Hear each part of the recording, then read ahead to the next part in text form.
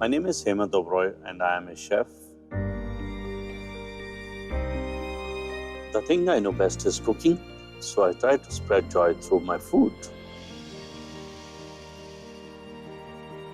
I want not only the taste of food to capture imaginations, but also the sound, the look, the feel, and the scent. That's what motivates me to experiment with the food. Now, people expectation from me has reached sky high. Most of the times, I don't disappoint. But there are times in my life where even my skills were tested to its limits. Those times when I was asked to cook for internationally traveled connoisseurs of food and styles, celebrities who are used to the best and the finest. What could one cook for them has indeed been a challenge. That's when I had to dive into my innermost creativity and outdo even my best. It's in these circumstances that I have come out with some of my most celebrated dishes. So let me share my experiences and journeys into some of my most iconic dishes.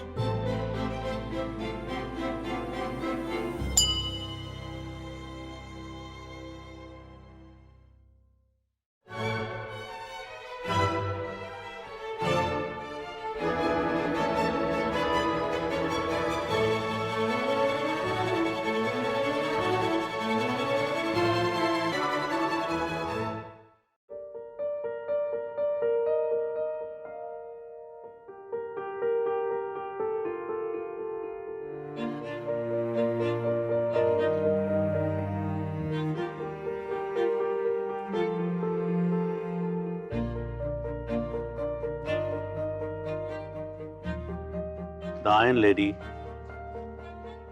she says, don't follow the crowd, let the crowd follow you. This reminds me of my philosophy that you have to be a leader, you have to be a creator, and let the word follow you. You can't be me too.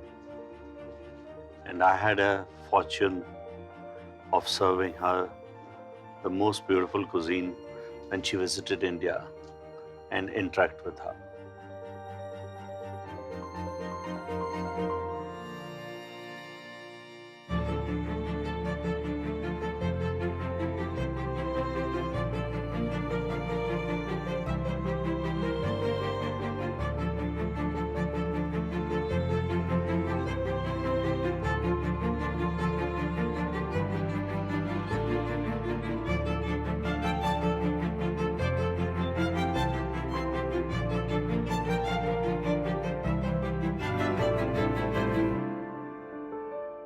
About 10 days before her arrival, we got the information through the Ministry of External Affairs that the Iron Lady will be visiting us. Then we started thinking about the whole procedure, what to make, what not to make. Way back, I think in early 2000, some of my foreign friends had come and they wanted me to take them to Dhobi Ghat, which I had never been in Mumbai. Living in Mumbai, I had never been. So I took them to show Dhobi Ghat.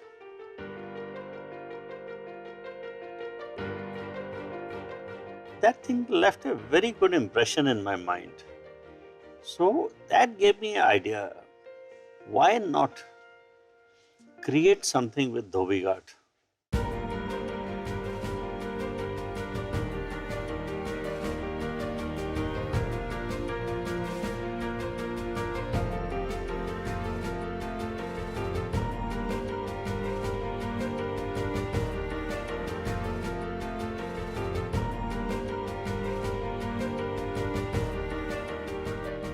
The irons, beautiful irons we are using. When we can steam the clothes and the steam comes out, why can't we steam the food and With the steam pressure, the food is cooked.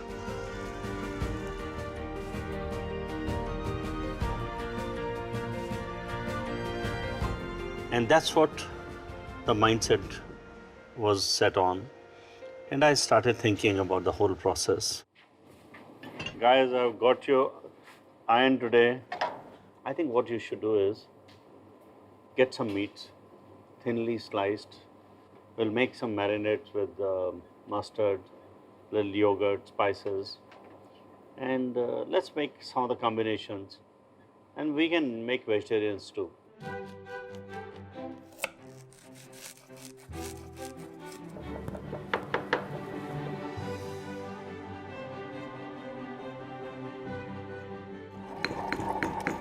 We tried out a lot of marinations, a lot of different things with chicken, lamb, vegetables, seafood, and created different things.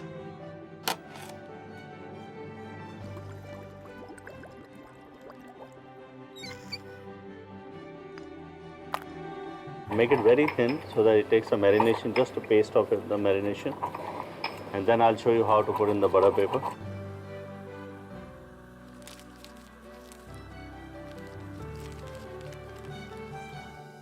It is very tricky to first to try out a lot of marinations, then pick up the right one. Very thinly sliced. So the moment I'll apply the pressure, it will flatten out. So I have to literally hold it in the hand in such a way it doesn't put too much of pressure on this.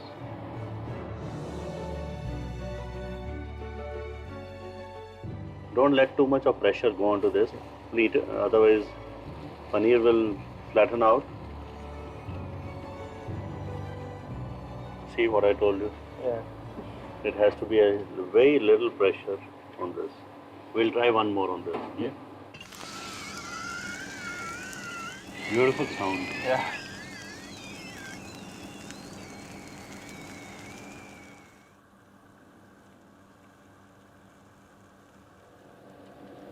And you can have a look at it. If you feel still a little bit is, see, it's almost done.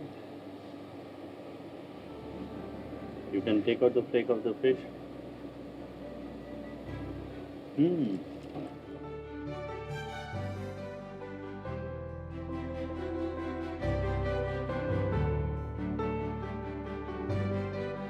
The flavors come out beautifully.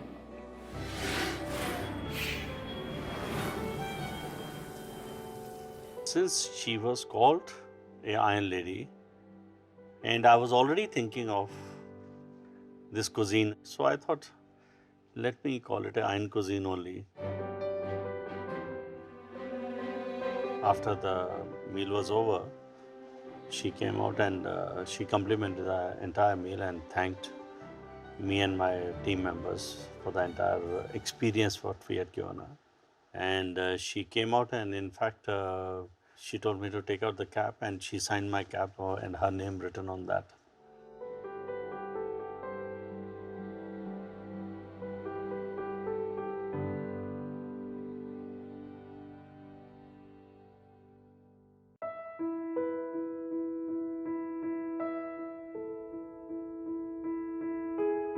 Sometimes you wonder what's there in the pot. The plants you can see, roots you can't. And it's always the roots are hidden.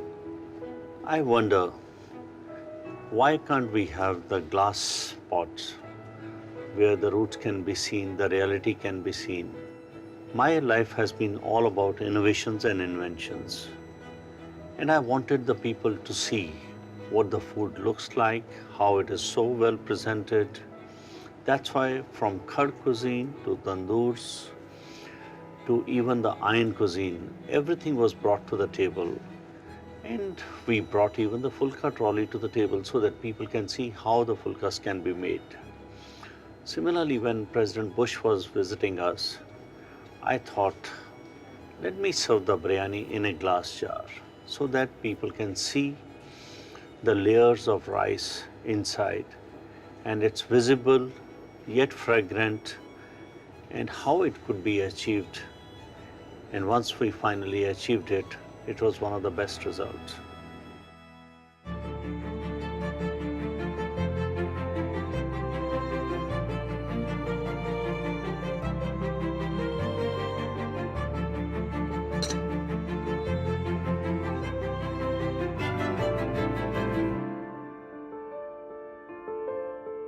When President Bush was visiting us, we were told that he loves Chinese food. When he went to China, he loved the Chinese food. That is the time we thought, let's give him at least the main course, which is very Indian.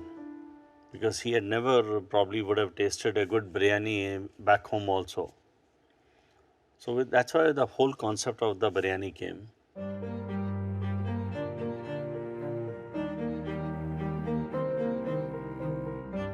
I've always been thinking in life how to be different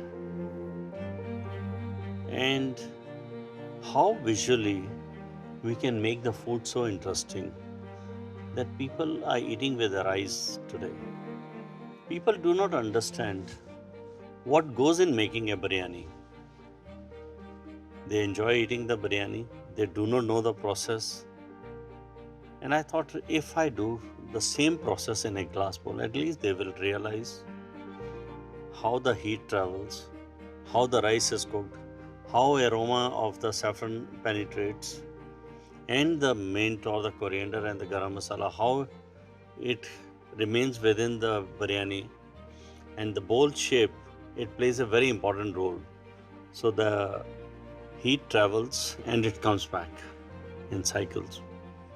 So the flavors remain within the bowl. It doesn't go out.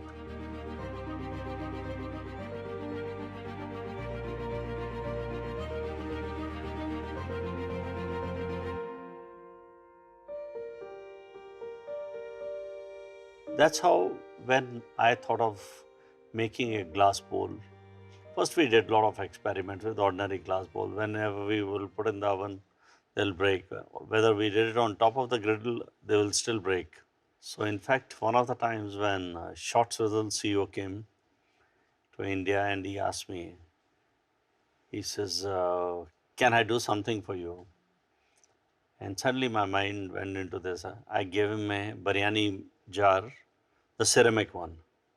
I said, you have a huge and one of the largest glass making company in the world. Can you make this into a toughened glass which can take 400 degrees heat also in the oven? He says, can you give me a sample bowl? I gave him the sample bowl. And once this bowl came to me, fantastic results. Absolutely amazing. Morning, chef. Morning. Good morning, chef. Good morning, chef. Here. Finally something is come. Let me show you what it is.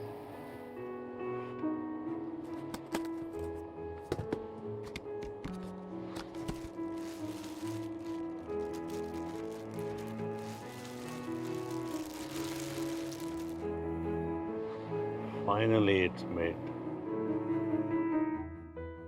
This bowl is heat proof till about 450 degrees. It took us almost 2 months after I got the consignment of the bowls to keep on doing the trials.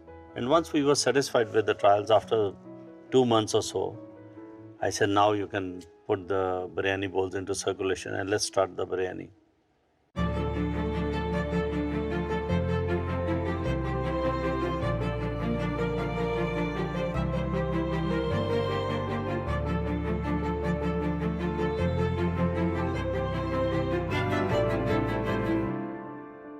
Finally it's made.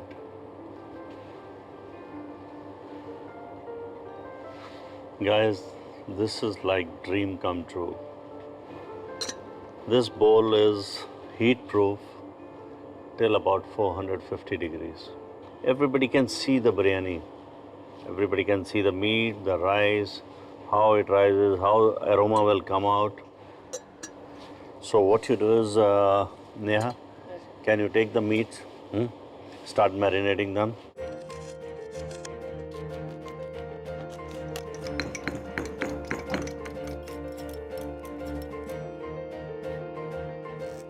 You know, there are almost like 500 ways to make biryani in our country. Have you ever heard of Dindigul biryani? No, sir. Dindigul is a place in Karnataka where there is a small town. It's called the Talpakatti. Talpakattis are the turban wearing people, and they make the biryani and it's over by afternoon. Check the rice quality. Okay. Basmati long grain rice. Boil the rice, strain it out when it's 2/3 done. Okay. You have to be very careful in making a biryani that the rice is not overcooked. Otherwise, it tends to become a khichdi.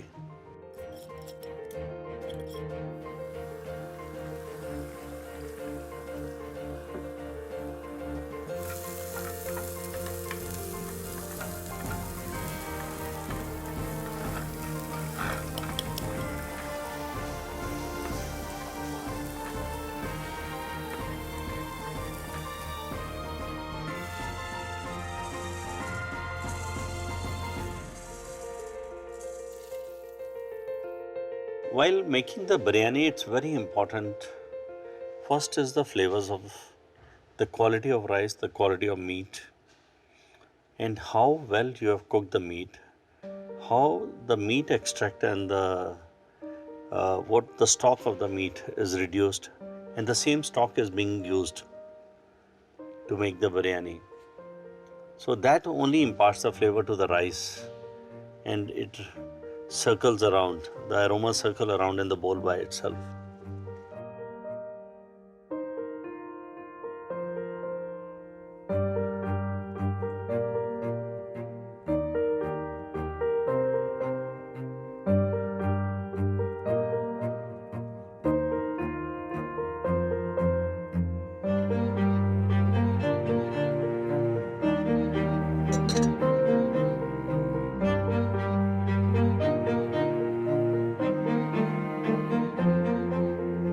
You can see the layers, you can see everything. What we are going to do is, we are going to keep it right on top of this and let it be on dum for at least about 25 to 30 minutes. Yeah, after 30 minutes you will see the aromas rising. It will be within the biryani. Steam. The rice will get all the flavors. Yeah. And then enjoy.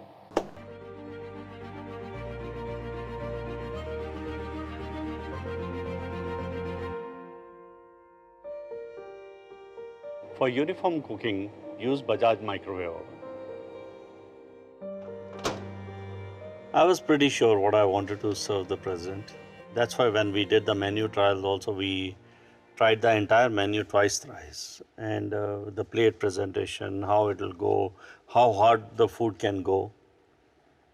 So it's very important that hot food has to be served at a very, very good temperature.